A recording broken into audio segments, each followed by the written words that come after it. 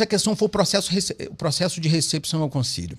Porque em 68 nós temos aqui na América Latina a Conferência de Medellín e nós temos um processo de recepção na Europa secularizada, existencialista, na África num processo de decolonialidade, nos Estados Unidos de movimento cultural, etc. Então o concílio foi interpretado muito à luz da própria realidade. Os bispos, então, falam assim, de fato, precisamos de uma interpretação tradicional ao concílio. Vaticano I, assim, leia-se, Vaticano I e Trento. Eu só falo 20 concílios, 20 anos, 22 mil anos de igreja. Eu só encontrei, lógico, algumas alusões, por exemplo, São Cipriano de Cartago, extra ecclesia nulla salus, fora da igreja não tem salvação. Então, não é que há uma opção, não há uma seleção de argumentos, não se trata disso. Mas, assim, o discurso está pronto e amarrado assim. Coisas do Vaticano I, uma série de documentos do século XIX, que condenam a maçonaria, que condenam o protestantismo, que é outra XVI, coisa. Que é outra coisa, enfim. Ou seja, documentos pós-Revolução Francesa. Pós-Revolução Francesa. Assim, Mas assim, eu estou dizendo assim, foi o processo de recepção conciliar que escandalizou muito o Castro Maier e Marcel Lefebvre. Não o concílio em si. Não, o concílio em si. O concílio em si, eles deixam claro, precisamos, lógico, somos contra o ecumenismo, somos contra a liberdade religiosa, somos contra a liberdade de consciência, liberdade para o erro. Né? Mas eles admitem, de partida, uma interpretação católica possível. Com certeza, eles admitem. E eles entendem que esse é o entendimento do concílio. Exatamente. E Castro Maier escreveu cartas para os seus diocesanos, como interpretar o concílio, como da interpretação que Castro Maier faz. Castro Maier fazia assim, escrevia para os seus diocesanos, como dar uma interpretação católica ao Concílio Vaticano II, interpretação correta. Aí, por trás, nos bastidores, ele escrevia para Dom Lefebvre. Dom Lefebvre, é necessário fazer uma ginástica muito grande para interpretar o Concílio Vaticano II à luz da tradição da Igreja. Assim, mas Castro Maier tem foco o quê? Vaticano I e Trento. Assim, então, assim, o processo de recepção conciliar, e que ninguém nega, que foi bastante confuso, que eu estou falando de 40 mil padres que deixaram o sacerdócio, uma quantidade de freiras também deixou o sacerdócio, ninguém nega isso. Foi a vida religiosa. Deixaram a vida religiosa, enfim, secularização avançada, né, no meio do laicato. Foi aí que gerou o problema. Porque a teologia da libertação surgindo na América Latina, Castro Maier preferia ver o capeta, ver a bandeira comunista, assim. Ele tinha horror do comunismo. E o Marcel Lefebvre, com razão. Praticamente todos os bispos, então, né? Mas assim, porque ele tinha uma militância ligada à TFP, com essa pegada comunista muito acentuada. E Marcel Lefebvre tinha essa ideia de liberal, né? Ele resistiu ao concílio, ele escreveu para Castro Maier dizendo assim: a máfia modernista, laicista, ecumenista, liberal, maçônica, judaizante tomou conta de Roma. Isso na década de 70. Então é um processo em que ele vai se angustiando. Porque o concílio em si, falou assim, tá, tudo bem, somos votos vencidos, não é exatamente aquilo que a gente queria, mas não é um concílio dogmático, é um concílio pastoral, então a gente dá uma interpretação tradicional ao concílio. Fechamos. Ninguém solta a mão de ninguém. Fechou? Fechou. Quando, no apagar das luzes, então assim, quando foram ver, ninguém solta a mão de ninguém. Um olha para um lado, olha para o outro, só tá Castro Maier e Marcel Lefebvre de mãos dadas. Num longo processo. Dom Sigaud abandonou, porque ele passa a celebrar a nova missa, o novo rito da missa. Por obediência ao Papa. Por obediência ao Papa e tendo esclarecido as suas questões de consciência junto à Santa Sé em relação a isso. Porque o tal do breve exame crítico do Novus Ordo Missae, que teria sido escrito pelo cardeal Ottaviani e não foi escrito pelo Batti? Não. Os dois patrocinaram, né? Os dois aparecem como autores. Gerard de Laurier. Mas ele foi escrito pelo Gerard de Laurier. Eles são menino propaganda. Era teólogo de Pio XII, do mesmo tempo que Dom Lefebvre também era uma personalidade na igreja de Pio XII. Dominicano, não era? Dominicano, de ponta, e ajudou, inclusive, a escrever a Munificentissimus Deus, né? O dogma a bula de proclamação dogmática da Assunção de Nossa Senhora. E quando o Gerard de Laurier, que depois vai se tornar sede privacionista, etc., escreve esse breve exame crítico, consegue uma assinatura meio inconsciente de Ottaviani e Batti, que depois se rebelam, dizem, não, nossa intenção não foi essa, etc. Mas escrevem ao Papa e Paulo VI, em 69, antes de publicar o Novus Ordo, faz 2 catequeses explicando que a mudança é simplesmente acidental, mas que a missa continua sendo a mesma de sempre. Ele mesmo, Ottaviani e Batti, passam a celebrar a nova missa até a morte. Então, veja, o que eu acho interessante é que esse ninguém solta a mão de ninguém também foi um processo de compreensão da dinâmica interna da própria igreja. Ou seja, os tempos eram confusos. Mas o próprio Sigô, que fundou o Teatro Internationalis Patrum, que queria a consagração da Rússia Imaculada do Coração, que condenou o ecumenismo, a liberdade religiosa... Que queria uma condenação explícita do comunismo no concílio, não teve. Isso, que militou ali na liderança com Marcel Lefebvre, com Luiz de Carli, com Castro Maia, com, enfim, Jean Prou e outros bispos, Manuel Sintra de Petrópolis, por exemplo, foram 250 bispos. No final das contas, assim, quando teve a missa de Paulo VI, chamada pejorativamente de Missa Nova, todos aderiram. E aí começam as lamúrias do bispo Marcel Lefebvre. Então, a questão foi o processo. Mas até chegar em 1970, como você está falando, e até 60 e poucos, até 70, já se tinha direcionamento expressivo da igreja para que aquilo ali tivesse uma descontinuidade, que não aprovava um pouco aquilo que eles pensavam, aquilo que eles falavam, ou eles faziam realmente uma absorção de tudo que estava acontecendo de um modo livre, com tranquilidade, até chegar onde chegou, na realidade? Não, mas existe um Marcel Lefebvre que é da fantasia das pessoas. Exato. Por exemplo, assim, Marcel Lefebvre, o homem intrépido, em 1965 ele já tinha pleníssima convicção que ia sagrar bispos e queria fundar a fraternidade e queria se pôr o concílio. Não foi isso que aconteceu. E tem idas e vindas deles também. Porque todo ser humano... Aí a pessoa fala assim, esse Vinícius é um modernista, né? Comunista, flamenguista e por aí vai. Não é nada disso. Você é flamenguista? Não, eu sou vascaíno. Eu sou vascaíno. Pior. Mas eu falei por causa do Ista. Tá. Eu gostaria que colocassem na tela um pouco daquilo que é a agenda católica. Se você vai fazer um evento, precisa vender ingresso, utilize a agenda católica. Olha só quantas pessoas já utilizam a agenda católica. Você que faz acampamento, agenda católica. Show, agenda católica. Seminários, agenda católica. Congresso, agenda católica. É completo, tem um atendimento muito bom. E uma coisa interessante, uma taxa de ingresso que é muito inferior a muitas taxas do mercado. E você consegue resgatar o dinheiro dos ingressos antes do evento acontecer. Tem que pagar as contas, né? Então, a agenda católica é realmente a melhor opção para você que vai vender ingressos para eventos, shows, seminários e congressos. Eu sou vascaíno. Tudo bem, a gente te aceita. Obrigado. Mas assim, o Marcel Lefebvre pronto em 65 e, na verdade, é o Marcel Lefebvre que vai sendo formado ao longo da dinâmica do pós-concílio. Ele pretende aceitar o Concílio Vaticano II. Eu tenho cartas disso. Ele vai para Roma, ele faz negociações, ele pede a anuência da Santa Sé. Eu tenho um relatório. Assim. Ele tenta interlocução com zilhões de cardeais diferentes. Me ajuda aqui, sim. Conversa com fulano.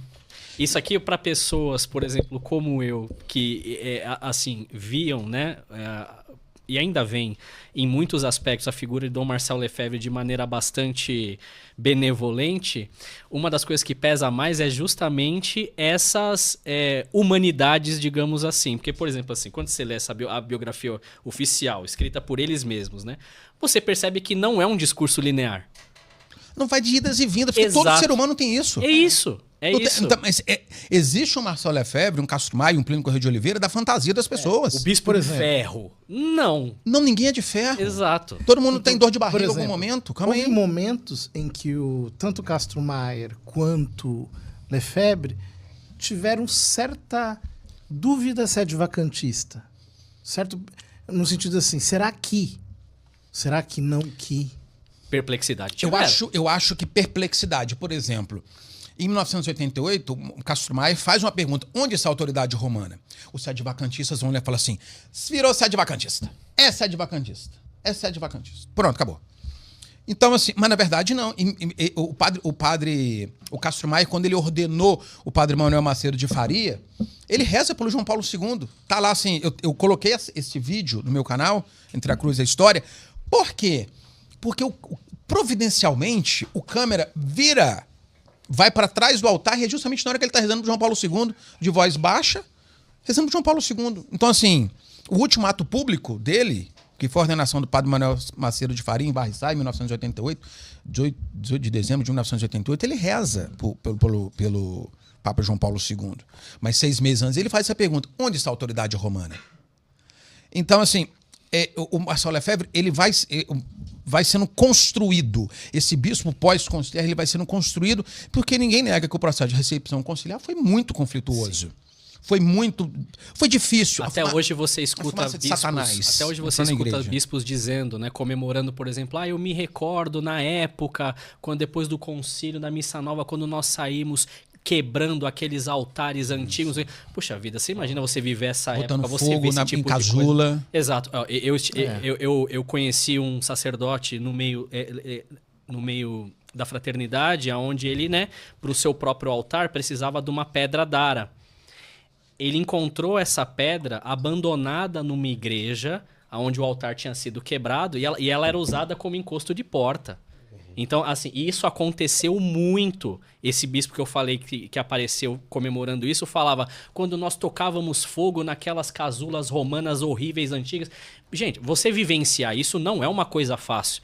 Então, essas perplexidades, elas são compreensíveis. São naturais. Então, assim, por isso que Marcelo Lefebvre foi sendo construído. Então, existe o Marcelo Lefebvre da fantasia, os heróis. O ser humano precisa de mito, né? A fraternidade faz isso com o Marcelo Lefebvre. Eu não estou negando a ortodoxia, a reta intenção, a boa intenção. Eu analiso a humanidade do Marcelo Lefebvre. Assim, na década de 60, entre esses 65 a 70, a ideia era a interpretação tradicional do concílio. Fechou, galera? Fechou. Então, tamo junto, então. Beleza. No final das contas, sobraram 3 bispos: o Castro Maia, o Marcelo Lefebvre e o Ningal de Tuck, que é uma figura que deu origem ao sede-vacantismo super confusa, que dizem que enlouqueceu e pediu perdão e voltou, aí deu origem àquela igreja Palmar de Troia, que é uma outra questão. Mas, assim, agora, quando ele toma essa suspensão ad vinis, no material inédito que eu até compartilhei, que eu vou tomar a liberdade de fazer uma brevíssima leitura aqui. Entre 76 e 88, ele vai para Roma diversas vezes. Na verdade, ele já estava em Roma em 68, tomando as defesas do bispo Castro Maia, porque havia uma negociação assim, de tentar dar uma interpretação ao concílio. Marcelo Lefebvre esteve em Roma diversas vezes para afirmar sua fraternidade. Ele pediu anuência ao bispo de Sion, eu tô pensando em Adam Smith, mas não, é Adam alguma coisa que eu não lembro agora, mas tem nesse livro. Nestor Adam. Então ele vai, dos cardeais que você falou, ele faz um relatório, vai entregando um relatório pro Castro Maia, que eles vão trocando carta. Então, assim, o cardeal Ratzinger, né, que era arcebispo de Munique entre 77 e 81.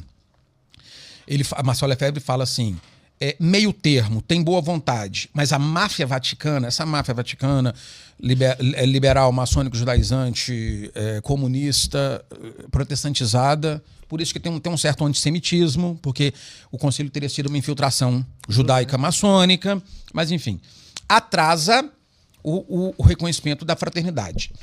Ratzinger, futuro Bento XVI, deseja um visitador apostólico para provar a fraternidade. Ele dá o nome do cardeal Gagnon. O cardeal Palazzini, figura positiva, a única voz favorável em Roma à tradição, visto como aliado para possível reconhecimento, junto com o cardeal Siri, que está nem lá nem cá. O cardeal Silvio Oddi, abertamente inimigo da fraternidade, trabalhou contra, afirmando que o povo queria novidade, que a fraternidade seria desnecessária. Uhum. O cardeal Villot Baggio, o núncio apostólico que teve problema com Castro Maia, aqui no Brasil foi o núncio apostólico do Brasil, Castro Maia, que Marcelo Lefebvre escrevia para o Castro Maia dizendo assim: o seu amigo Baggio. Mas na verdade não era amigo Baggio, era uma ironia. Porque, e o cardeal Gabriel Garrone, Gabriel Marie Garrone, um francês, inimigos hostis, abertos, negando a visita apostólica, porque o Ratzinger queria uma visita apostólica para ver se liberava a fraternidade, que ele tinha uma certa boa vontade com a fraternidade. Mas havia empecilhos. E aí, depois de anos de negociação entre Lefebvre e Roma, porque Marcelo Lefebvre reconhecia a autoridade romana, Talvez ele tenha, em alguns momentos, olhado deitado no travesseiro ou abraçado com o breviário, falando: será que esse negócio de sede-vacantismo não é viável mesmo, não? Mas o legado não foi esse. Em Campos também não. Mas não nego que, em algum momento, ele, na consciência dele, ou então as portas fechadas, se referindo ao Papa como impostor, talvez. O Mas Monsenhor existem Benigno de respostas. Campos. Foi o único. E ele foi Único. tipo ex-mente, da mente dele mesmo. Da mente dele, assim. Mas existem isolado respostas pelo... nessa parte do sede-vacantismo que ele deixa em aberto em alguns momentos. Porque tem momento que ele rechaça explicitamente, mas tem momento que ele fala: isso não é uma questão que nos compete, isso é uma questão Eu não acho que Lefebvre tenha sido sede-vacantista, assim. Oi? É o quê? Acho que, não acho que Lefebvre tenha sido sede-vacantista, não dá pra... Não, consolidado não. Não foi. Mas Mas em a alguns perplexidade... Tinha alguns momentos de perplexidade, ele com o travesseiro dele, com o rosário, com o breviário. Mas não abraçado. só, em falas. Em falas também. Eu falo da Roma Anticristo, esses anticristos que estão em Roma. Não, Será que nós devemos... Roma- A chamá-los outra de igreja. barra? a outra igreja, a igreja conciliar, a igreja liberal, a máfia vaticana. Ele faz umas perguntas do tipo assim, será que nós devemos ainda considerar esses homens como papas? É? Existem falas dele assim, Sim, ambíguas. sim, Mas- sim, porque eu sim, sempre sim, acreditei, sim, eu sim. sempre acreditei a humanidade, que é o que eu falei, Claro. é uma perplexidade, confusão. Ele tá irritado, ele tá chateado, ele se sente perseguido, ele se sente desprezado, porque Sim. ele tenta e ele não Isolado. ele não sente que ele tá sendo escutado. Sabotado. Exatamente, exato. E a coisa sempre piora com as reações dele. É impressionante como nenhuma... Quando eu li a biografia dele, pra mim fica muito claro. Nenhuma reação que ele tem a algum coice, nenhuma reação melhora as coisas. Pelo contrário, todas as reações que ele tem sempre tornam as coisas piores. Entende? E foram anos. Exato. Foram anos de negociação. Assim, para tentar consolidar a fraternidade de São Pio X e para segurar o bispo Castro Maier.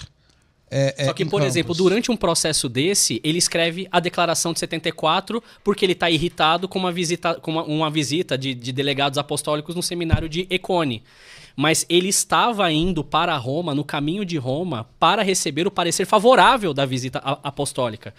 Ou seja, era um momento em que a coisa poderia ter caminhado totalmente para um outro lado, mas ele estava aborrecido com isso. E a biografia diz o seguinte, que num trem em Roma, quando ele está no caminho, alguém fala para ele assim, antes dele ir para o trem, né? Um motorista fala assim: Excelência, o senhor ainda espera alguma coisa desse povo de Roma? E ali uma ficha cai na cabeça dele, ele vai para o trem e escreve a declaração. Quando ele escreve a declaração, o relatório que seria favorável já vira desfavorável. Porque na declaração que ele escreve numa penada só, não mostra pra ninguém, não conversa com ninguém, ele faz tudo ele sozinho. A declaração, ela é muito agressiva. Sim. Opa! Ele é um homem agressivo. Eu tô dizendo, Passivo-agressivo. sempre piora as coisas. Não, assim, porque o que acontece? Nós somos brasileiros. O brasileiro tem uma certa transigência que o europeu não tem. Outro dia eu estava pensando assim, uma analogia bem estranha, mas assim, tem um gol, tem um pênalti. Dom Lefebvre vai cobrar o pênalti, ele cobra como o Roberto Carlos, o zagueiro, o lateral da seleção brasileira, camisa 6, enfim, com a bomba. O Castro Maier, ele cobra com a cavadinha do Louco Abreu, mas cobra também. Só que, porque o Dom Antônio, ele é muito mais polido no ambiente público do que só nas cartas que Dom Lefebvre, não. Que Mas era é a bem- mentalidade francesa. O francês, quando ele é moderado, ele tem que dar a impressão de que ele como se diz? Extremista. O italiano, quando é extremista, ele tem que dar a impressão de que ele é moderado. É diferente. Então, o francês... E depois tem o seguinte... Eu acho que, para mim, a melhor definição desse modus essendi do Monsieur Lefebvre foi uma entrevista que ele deu na revista 30 Giorni. Acho que, se não me engano, foi para o Andrea Tornielli. Pode ser que tenha sido para um outro, mas eu acho que foi o Tornielli. Ele diz assim: um homem com palavras ao mesmo tempo mansas e de fogo. Porque ele tinha uma espécie de calma falando. Mas a palavra era Mas pesadíssima. A palavra era cortante.